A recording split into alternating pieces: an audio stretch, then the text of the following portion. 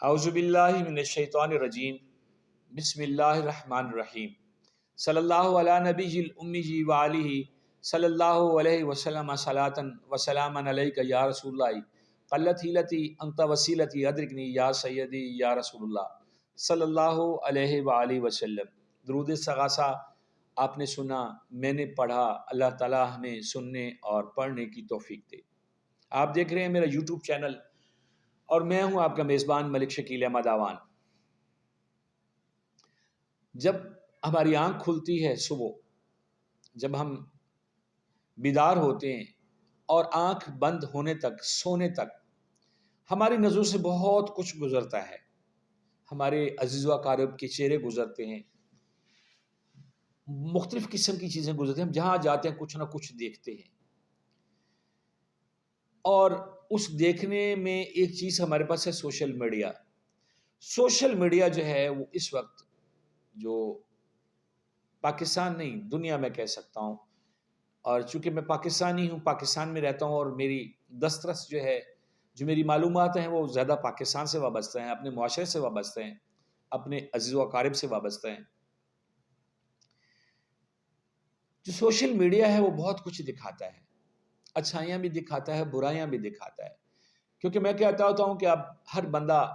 ایک T V channel کا مالک ہے، ہر بندہ ایک صحافی ہے، ایک اخبار اس کی جیب میں ہے۔ حقیقت بھی یہی ہے، اور سوشل میڈیا جو کچھ دکھاتا ہے ہمارے دیگر میڈیا نہیں دکھا پاتے ہیں، اس لیے کہ ان کے کچھ ہوتے ہیں قیود و ضوابط ہوتے ہیں، اس کے تحت مجبور ہوتے ہیں میڈیا ہاؤسز والے بھی۔ پھر کچھ لوگ بکے ہوئے بھی ہوتے ہیں، کچھ لوگ بک ہوئے ہوتے ہیں، کچھ بکے ہوئے ہوتے ہیں، معاملات بڑے عجیب سے ہیں۔ لیکن آج جمعہ ہے، 26 جنوری ہے، 2024 ہے، موسم بھی بڑا اچھا ہے، باہر بارش کا امکان ہے۔ اس دوران میں جمعے کے وقت بائی چانس میں سے سکرولنگ کر رہا تھا تو میرے سامنے ایک ویڈیو گزری۔ آپ یقین کریں، ایک خبر تھی، ایک ویڈیو تھی، اس نے مجھے تکلیف دی۔ میں نے کہا میں اپنے دیکھنے سننے والوں کے ساتھ شیئر کرتا ہوں۔ اسلام جو ہے وہ اسلام ایک ضابطۂ حیات ہے، ایک ضابطۂ اخلاق ہے، اور خلق عظیم ہی اس کے پھلنے پھولنے کا سبب ہے۔ میرے نبی کا اخلاق اچھا، اور میں اچھا تھا نہیں کہتا ہوں، اچھا ہے، کیونکہ میں کلمہ پڑھتا ہوں لا الہ الا اللہ محمد رسول اللہ، اللہ ایک ہے، محمد اس کے رسول ہیں، اس لیے میں تھا کا نہیں کہتا ہوں۔ میرے نبی کا اخلاق، میرے نبی کے عادات و اطوار ہم سب کے لیے نمونہ ہے، زندگی کے لیے ایک زاد سفر ہے، ایک روشن مینار ہے۔ اس میں سیاست اور مذہب، یہ دو چیزیں جو ہیں بڑی لازم و ملزوم ہیں۔ نبی کے نبوت پہ لوگوں نے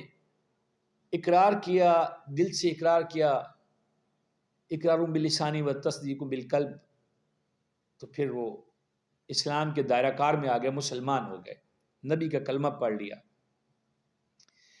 اب اس میں ضرورت ہے کہ وہ حج بھی کرے، زکوٰۃ بھی دے، نماز بھی پڑھے، اللہ کی توحید پہ یقین بھی رکھے، جہاد بھی کرے۔ اور اس میں جب نبی پاک صلی اللہ علیہ وآلہ وسلم دنیا سے پردہ پوش ہو جاتے ہیں، آپ کی بظاہر جو ظاہری زندگی ہے وہ ہم سے چھپ جاتی ہے، تو پھر خلفاء کا دور آتا ہے، اجماع کا دور آتا ہے، پھر خلیفہ نامزد کیے جاتے ہیں، بیعت لی جاتی ہے۔ اس کا مطلب ہے کہ ایک بندے کو، ایک صحابی کو، اس وقت کے صحابی کو، اور یعنی کہ ایک بندے کو مسلمان اپنا لیڈر بنا رہے ہیں۔ اس میں یہ تو نہیں تھا کہ منو ان سارے مسلمان جو ہیں وہ اس پہ ایگری ہوتے ہیں، نہیں، اجتماع جو ہوتا ہے اس میں زیادہ لوگ جو ہیں وہ ایگری ہو جاتے ہیں، تو اس کا مطلب ہے کہ یہ متفقہ ہمارا خلیفہ ہے۔ یہ بات میں اس لیے نہیں کر رہا ہوں کہ میں عالم دین ہوں، میں نے کوئی حدیث کا دور کیا ہوا ہے، یا میں کوئی اتنا بڑا کوئی پڑھا لکھا انسان نہیں ہوں، ایک عاجز سا بندہ ہوں۔ ہمارے اسی درس میں اور میرے نبی کی جو سنت ہے اور جو میرے نبی کا دین ہے، اس میں مسجد جو ہے وہ ہمارا مرکز ہے۔ میں کہتا ہوتا ہوں کہ ہمارے انسانیت کی پہلی اسمبلی ہے، اجتماعی حالت میں مسجد میں مسلمان اکٹھے ہوتے ہیں، اور وہاں پہ اگر ان کے پاس ٹائم ہو، آج کل تو لوگوں کے پاس ٹائم ہی کو نہیں ہے، نماز پڑھتے ہیں، ابھی امام مسجد جو ہے وہ اپنی سنتیں ادا کر رہے ہوتے ہیں، یہ بکیہ نماز پڑھ رہے ہوتے ہیں اور لوگ گھروں کو بھی جا رہے ہوتے ہیں، یعنی کہ کو آپس میں الیک سلیک برائے نام سے ہوتی ہے، یہ جاننے والے سے کسی سے الیک سلیک ہو جائے، اور عموماً ہم پوچھتے بھی یہی ہیں، سنا کاروبار کیسے چل رہا ہے، بچندہ کی حالی۔ ہم اپنی دین اور دنیاوی ضروریات کو بھول چکے ہوئے ہیں کہ ہمیں دنیا میں اکٹھے ایک جیسا رہنا ہے۔ میری بات بہت لمبی ہو رہی ہے۔ بات یہ ہے کہ آج میری نظر سے گزرا کہ خطبہ جمعہ کے دوران ایک خیبر پختونخوا کی خبر ہے، ویڈیو بھی میں تھوڑی سی چلا دوں گا، آپ دیکھ لیجئے گا۔ وہ جو مولوی صاحب ہیں جو امام مسجد ہیں وہ تقریر کر رہے ہیں، اور تقریر پہ وہاں پہ ایک جماعت کے خلاف، ایک جماعت کے لیڈر کے خلاف وہ بات کرتے ہیں، یا کوئی چونکہ وہ پشتو ہے میں سمجھ نہیں پایا، لیکن جو مجھے اس کی اردو رپورٹ کے مطابق جو میں نے پڑھا ہے اس کے مطابق کہ وہ کچھ ایک لیڈر کے خلاف جو ہے وہ بات کرتے ہیں، یا اس کے منشور سے یا اس کی شخصیت سے، اس کی باتوں سے وہ اختلاف کرتے ہیں، اور اسی مسجد میں اسی لیڈر کا ایک آنے والا جو نامزد امیدوار ہے وہ بھی بیٹھا ہوتا ہے، اور وہ وہاں پہ تلخی ہو جاتی ہے، مسجد کے اندر جو ہے وہ بات بگڑ جاتی ہے، نعرہ بازی بھی ہوتی، چھوٹی سی ویڈیو ہے، میں 25-30 سیکنڈ کی ہے، بہرحال میں آپ کو اسکرین پہ دکھاتا ہوں۔ اس میں جو چیز جس نے مجھے تکلیف دی وہ یہ ہے کہ پہلے تو یہ چیز ہے کہ جو ہمارے ائمہ مساجد ہیں ان کو ایسا نہیں کرنا چاہیے۔ مسجد اللہ اور اس کے رسول کی باتوں کے لیے ہے اور رشد و ہدایت کے لیے ہے، بینین کسی کے لیے نہیں ہے۔ ہم لوگ بھی ویلاگرز جو ہیں، ہم لوگ جو صحافی ہیں، ہم لوگ جو باتیں کرتے ہیں، بے شک ہم کسی وقت سائڈ مارتے ہیں، لیکن جو ہمارے علماء کرام ہیں، جو ائمہ مساجد ہیں، ان لوگوں کو بات وہ لوگوں کو سمجھائیں، لیکن کسی بھی سیاسی جماعت کو یا کسی بھی پارٹی کو، کسی بھی چیز کو نشانہ نہ بنائیں۔ اس کی وجہ یہ ہے کہ اس وقت ہم لوگ پیک پہ بیٹھے ہوئے ہیں، ہماری برداشت ختم ہو چکی ہے، ہم لوگ ٹالرنس چھوڑ چکے ہوئے ہیں، ہم لوگ انتہا پہ پہنچے ہوئے ہیں، ہمارے سیاسی ورکرز جو ہیں ہماری جماعتوں کے، وہ انتہا پہ پہنچے ہوئے ہیں،